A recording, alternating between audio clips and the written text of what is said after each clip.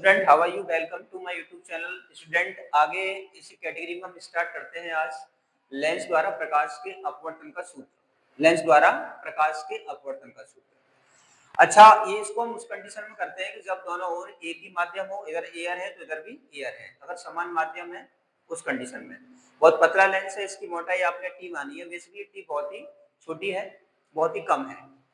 तो इस लेंस के सामने इसका कोई अवतल उत्तल लेंस है जिसकी त्रिज्या R1 व R2 है और इसके सामने कोई बिंदुवत वस्तु O रखी है जिसका पहले गोली तल द्वारा प्रतिबिंब I डैश पर बन जाता है। पहले गोली तल द्वारा प्रतिबिंब कहाँ बन जाता है? I डैश पर। अच्छा, अंतिम जो प्रतिबिंब बनता है वो I पर बनता है। द्वितीय गोली पृष्ठ द्वारा जो इमेज बनती है वो कहाँ पर बनती है? I पर। अच्छा, किस तरीके से बन जाता है तो इसको स्टूडेंट हम थोड़ा सा जूम करके देखते हैं। माना कि लेंस को आपने ऐसे करके जूम कर दिया, ये सरफेस आपने ऐसे देखी, इसको यहाँ ना बना करके यहाँ समझा देते हैं। ये जूम करके आपने ऐसे रखा, ये इसका सरफेस है, तो इस यहाँ इसका वक्रता केंद्र है, तो यहाँ से एक लाइन ड्रॉ करेंगे, इसको नॉर्मल कहेंगे।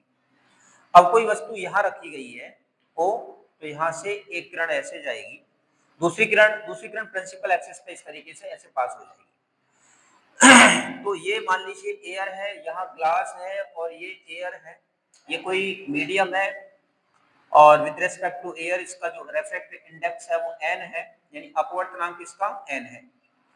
तो यहाँ से जब कोई रे यहाँ से इसके नॉर्मल पे गिरती है तो ये सघन विरल माध्यम है और ये सघन है, तो सघन माध्यम में अवलंब की ओर थोड़ी सी झुक जाती है। इसको जाना चाहिए था ऐसे, लेकिन ये थोड़ी सी झुक जाती है इस तरीके से और ये अपना यहाँ इमेज बना देती है, यहाँ इमेज बना देती है, जो एक आई डैश बना हुआ है। ये इमेज तब बनता है जब ये दूसरा गोली तल था ही नहीं, इसकी अनुपस्थिति में वे बनता है। लेकिन अगर ये गोली तल आ जाता है तो इसका भी तो एक वक्रता केंद्र होगा, यहाँ से भी एक लाइन ड्रॉ करेंगे, तो यहाँ किरण सघन माध्यम में से विरल माध्यम में बाहर जा रही है। अगर ये प्रेजेंट नहीं है दूसरा गोली तल, तो इसके द्वारा जो प्रतिबिंब बनेगा वो ये बनेगा आई डैश। लेकिन अगर दूसरा गोली तल उपस्थित है तो इसका अविलंब यहाँ से C से यहाँ ये नॉर्मल बना सकते हैं इसका। अब कोई किरण यहाँ गिर रही थी, ये कोण तो I हो जाएगा। अब ये किरण ऐसे जा रही है तो इसको जाना चाहिए था ऐसे, लेकिन सघन माध्यम से विरल माध्यम में जाएगी तो अविलंब से थोड़ी सी दूर हटेगी, तो ऐसे न जा करके ये ऐसे यहाँ अंतिम प्रतिबिंब यहाँ बन जाता है। तो स्टूडेंट आपको समझ में आया होगा, कोई वस्तु A यहाँ रखी गई है, वो इसका पहले गोली तल द्वारा इमेज I डैश बनता है और दूसरे गोली तल द्वारा इसका इमेज कहाँ बनता है? I पर बनता है। वस्तक की दूरी U और पहले गोली तल से पहले इमेज तक I डैश तक की दूरी कितनी है? V डैश है और अंतिम दूरी है वो क्या है? V है, जो लास्ट इमेज से गोली सरफेस तक की दूरी है। तो इस तरीके से बनता है, दोनों सरफेस को आप इस तरीके से ओपन कर लेंगे, इसका वक्रता केंद्र यहाँ मान लेंगे C है ये, और ये एयर है, ये कोई मीडियम अभी हमने ग्लास मान लिया है, कोई मीडियम हो सकता है। तो यहाँ से विरल माध्यम से किरण जब सघन माध्यम में जाती है तो क्या होता है कि अविलंब की ओर झुकती है। इसको जाना चाहिए था ऐसे, इस थोड़ी सी झुक गई और ये यहाँ से ये डॉटेड करती हुई यहाँ काट जाएगी। ये जब काटेगी जब ये दूसरा गोली तल होगा ही नहीं, लेकिन अगर गोली तल की उपस्थिति है इस जगह पर तो ये किरण ऐसे जाएगी, अब यहाँ सरफेस पे टकराएगी, तो अब एग्जिट होगी, तो ये सघन माध्यम से विरल माध्यम की ओर जा रही है। तो जब कोई प्रकाश किरण सघन माध्यम से विरल माध्यम में अगर जाती है तो अवलंब से दूर हटती है, तो इस तरीके से दूर हटती है और ये किरण अंतिम रूप से इस जगह पर काट देती है। तो आइए दोस्तों, इसका हमें डेरिवेशन करना है, आप लोग इसको देख सकते हैं इस तरीके से। अब देखिए इसका डेरिवेशन आप किस तरीके से करेंगे। माना कोई उत्तल लेंस जिसकी वक्रता त्रिज्याएं R1 व R2 है, इसके सामने कोई बिंदुवत वस्तु O रखी है जिसका पहले गोली तल द्वारा इमेज I डैश पर बनता है और द्वितीय गोली तल द्वारा इसका इमेज I पर बनता है। शेष दूरियां चित्र में दिखाई गई हैं, ये U पहले गोली तल से वस्तु की दूरी और इससे जो इमेज बना है वहां तक की दूरी V डैश मानी गई। तो इसमें पहले गोली तल के लिए अपवर्तन का सूत्र लगाना है, तो पहले गोली तल के लिए अपवर्तन के सूत्र से तो प्रथम गोलीय तल के लिए अपवर्तन की सूत्र से,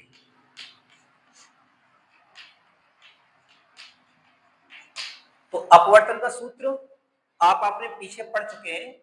तो अपवर्तन का गोली पृष्ठ के अपवर्तन का सूत्र होता है एक पृष्ठ से, वो होता है n/v minus 1/u equal to n-1/r। तो पहले गोली तल के लिए लगाते हैं, तो यहाँ पर जो n है, ये n बेसिकली ये जो मीडियम लिया है, जो लेंस लिया है, लेंस के पदार्थ का अपवर्तनांक है विद रेस्पेक्ट टू एयर। तो आप इसको lens with respect to air n है ये n। अच्छा, इसमें पहले गोली तल द्वारा जो इमेज आई डैश बनी, इसको यहाँ इस तक की दूरी बी डैश है, तो आपने यहाँ बी डैश लगा ली और ये यू रहेगा और ये सरफेस क्या रहेगा, आर। Equation number first. तो पहले गोली तल द्वारा बना प्रतिबिंब उसके लिए वस्तु का कार्य करेगा। तो अब दूसरे गोली तल के लिए बात करते हैं, द्वितीय गोली तल के लिए। द्वितीय गोलीय तल के लिए, तो द्वितीय गोली तल के लिए अपवर्तन के सूत्र से। अब इसमें द्वितीय गोली तल में अपवर्तन का सूत्र तो यही रहना है, 1/n equal to minus 1/u equal to n-1/r। लेकिन इसमें जो रे है वो अभी हवा से इस मीडियम में, लेंस के मीडियम में जा रही थी, अब सघन माध्यम से विरल माध्यम में आ रही है। कहने का तात्पर्य ये हो गया कि पहले विरल माध्यम से सघन में जा रही थी, तो ये n था, अब इस सघन से विरल में जा रही है, तो n के स्थान पे 1/n हो जाएगा। क्योंकि आप जानते हो जब मीडियम आपस में बदलता है, जैसे कि ANG glass with respect to air है, तो इसको आप लिख सकते हो GNA। GNA का मतलब होता है air with respect to glass. तो आप इस तरीके से चेंज कर सकते हैं, माध्यम अगर आपस में बदल रहा है, एयर के स्थान पे ग्लास हो जाए तो इसको 1/n करके लिखा जाएगा। तो यहाँ n के स्थान पे आपको 1/n लिखना पड़ेगा। और बेसिकली n क्या है, ये n है इस जगह पर जो अभी जो यहाँ पर n है वो लेंस का विद रिस्पेक्ट टू एयर है, और यहाँ पर जो n है वो एयर का विद रिस्पेक्ट टू लेंस है, इसलिए इसको उल्टा कर दिया गया है। n के स्थान पर 1/n लिख सकते हैं। तो यहाँ पर भी आप n के स्थान पर 1/n लिखेंगे। दोनों पक्षों में n से गुणा कर दो, तो यहाँ n से गुणा करेंगे, n से गुणा करने पर दोनों पक्षों में n से जब गुणा करेंगे तो देखना क्या बनेगा। तो यहां आ जाएगा 1/v, इस स्थान पे n का मल्टीप्लाई किया, यहां आ जाएगा -n/u, इस जगह पर आ जाएगा इक्वल 1 - n और यहाँ r2, क्योंकि दूसरे सरफेस के लिए बात कर रहे हैं आप। अब इसमें यहां से एक माइनस बाहर ले लीजिएगा, 1/v minus n/u equal to, यहां से माइनस बाहर लेंगे तो n-1 और ये r2। Equation number second.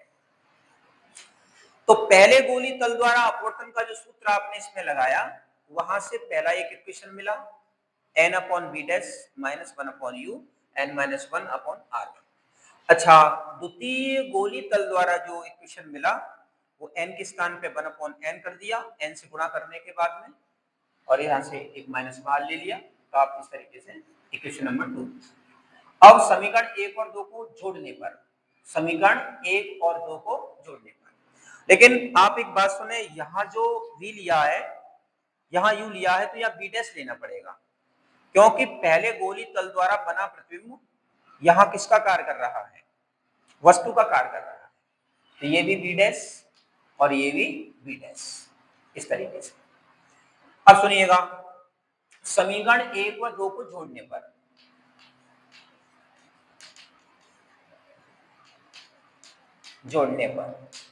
अब जैसे जोड़ेंगे आप तो देखना इस जगह पर n/b डैश पॉजिटिव है और इसमें n/b डैश नेगेटिव है, ये आपस में कट जाएंगे, तो यहाँ बचेगा, यहाँ पर बचेगा 1/v माइनस 1/u। और आगे इसमें से n-1 कॉमन ले लीजिएगा इसमें से और इस वाले इक्वेशन में से, इस वाले में से। तो देखना n-1 और यहाँ बचेगा 1/r1 और ये माइनस अंदर रहेगा तो 1/r। और 1/v माइनस 1/u ये 1/f का फॉर्मूला होता है और n-1 और 1/r1 माइनस 1/r। इसको f इन एयर कह सकते हैं क्योंकि लेंस हवा में रखा गया है। अगर इस लेंस को हवा के स्थान पर अगर किसी मीडियम में रख देते हैं तो यही फॉर्मूला थोड़ा सा बदल जाएगा। तो माना कि लेंस को किसी माध्यम में रख दिया गया, माना लेंस किसी माध्यम में रख दिया जाता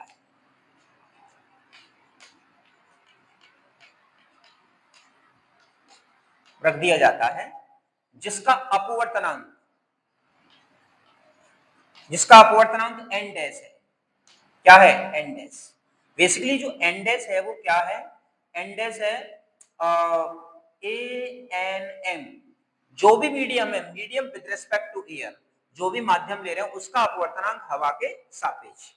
तो अगर ये इस तरीके से लेंस को किसी माध्यम में डुबो देते हैं तो आपका यही फॉर्मूला चेंज हो जाएगा, 1/f in medium equal to n/n dash minus 1।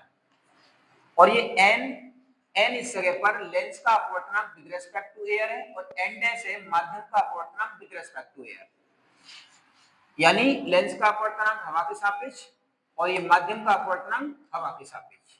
और यहाँ रहेगा 1/r1 माइनस 1/r। तो ये f इन मीडियम निकल आया।